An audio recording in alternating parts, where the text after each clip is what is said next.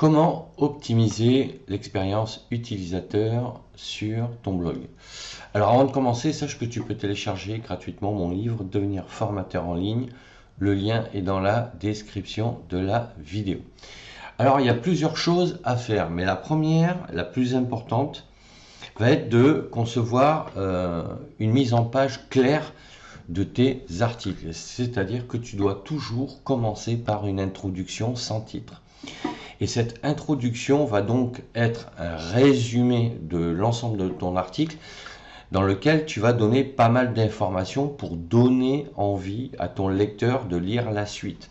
C'est ce qu'on va appeler la méthode de storytelling qui consiste, comme une bonne annonce de film, donc de donner certains éléments, mais vu que c'est une introduction et un résumé, forcément tu peux pas tout dire, mais tu vas comme ça expliciter le contenu et inciter donc ton lecteur à connaître la suite en lisant complètement l'article. Donc il faut que tu structures ton article avec une introduction sans titre, et là tu commences ton premier titre de chapitre. Si tu as par exemple 3 chapitres, ben, tu auras 3 titres de chapitre et tu auras développé ton contenu. Et c'est le contenu de ces 3 chapitres que tu dois résumer en introduction pour donner envie. Et ensuite, à la fin, tu feras une conclusion qui donc reprend tous les éléments abordés donc dans tes 3 chapitres. Donc déjà, avoir une structure claire, ça c'est très important. Ensuite, tu vas faire en sorte que ton contenu s'affiche rapidement.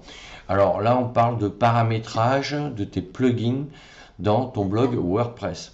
Donc, si tu as déjà un blog, tu as dû installer des plugins pour gérer tes caches. Tes caches, c'est-à-dire ta mise en mémoire de tes pages et de toutes tes données quand quelqu'un consulte donc un article ou ton blog.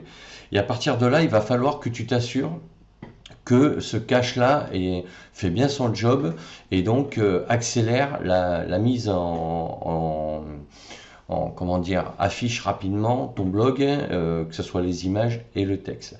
Après, tu as d'autres paramétrages qui vont te permettre d'accélérer l'affichage de ton blog, et tout ça, il va falloir que tu le paramètres convenablement dans ton blog. Donc je te parle des caches, mais ça va être aussi de réduire, de compresser donc tes images. Donc là aussi tu as des plugins. Alors j'en ai pas parlé, je vais pas en parler dans cette vidéo, j'en ai parlé dans d'autres vidéos concernant les plugins.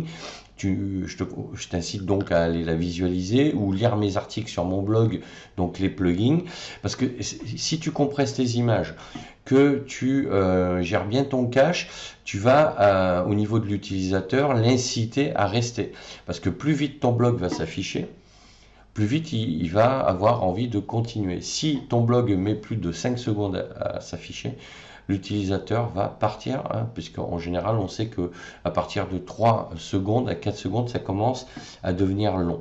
Donc voilà la deuxième clé, donc plugin, paramétrage de ton plugin en cache, et ensuite compression des images. Donc il faut que tu télécharges un plugin pour compresser tes images.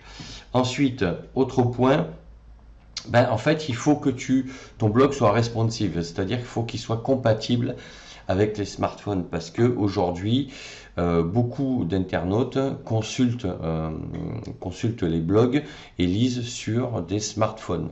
Alors c'est pas l'idéal pour lire un article, je le conçois, mais dans les pratiques c'est ce qui se passe en fait. Donc il faut que ton blog soit responsive. Alors ça, quand tu installes ton blog, là aussi tu as des options dans tes paramétrages qu'il faut que tu coches pour faire en sorte que donc ton site s'affiche correctement et rapidement, surtout sur les smartphones. Donc ça, c'était le troisième point.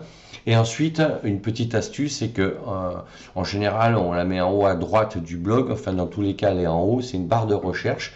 Parce que si un internaute est intéressé par ton blog, mais qui vient régulièrement et qu'il a envie de chercher un sujet bien particulier, il faut qu'en tapant les mots-clés dans cette barre de recherche, il puisse avoir l'ensemble des articles qui traitent de ce sujet qui s'affichent. Et à partir de là, il va faire sa sélection. Et il va pouvoir comme ça aller lire tes articles. Donc voilà pour les 4 astuces pour optimiser l'expérience utilisateur sur ton blog. Donc n'hésite pas à me laisser un commentaire, à mettre un pouce bleu vers le haut, abonne-toi à la chaîne et je te dis à bientôt pour d'autres sujets.